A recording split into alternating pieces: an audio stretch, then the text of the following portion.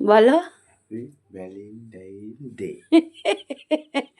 আমি নেব না, সারাদিন বাসন মাজিয়ে কাজ করিয়ে ঘুরতে না নিয়ে গিয়ে আর এখন তুমি হ্যাপি ভ্যালেন্টাইন একটা রোজ, আমি নেবো না। এইটাই তো এই তোমার কি বলছে বিবাহিতদের প্রবলেম। একটা কাজ বাজ করে তবে তো আসতে হয়। ধরো কি কি কাজ করেছো যে ভ্যালেন্টাইন ডে নিজের বউকে সময় দিতে পারোনি বলো। ডিউটি করতে হবে না, পরের জায়গায় কাজ করছি। ধরো নেবো না আমি। শুধু গোলাপ ফুল কেউ দেয় নাকি ভ্যালেন্টাইন ডেতে?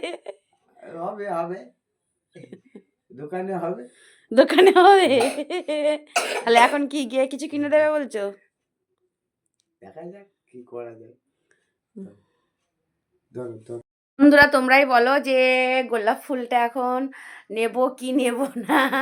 তো সেজে গুজিয়ে আমি অলরেডি বেরোবো, ও বেরোনোর কথা বারবার বলছে, তো সেজে গুজিয়ে নিলাম, রাগ করেই ছিলাম। তো দেখছি হঠাৎ করে সারপ্রাইজ ফুলটা নিয়ে এসে আমি বলছি নেব না আমি ফুল। তো তোমরাই বলো যে গোলাপ ফুলটা কি নেওয়া উচিত?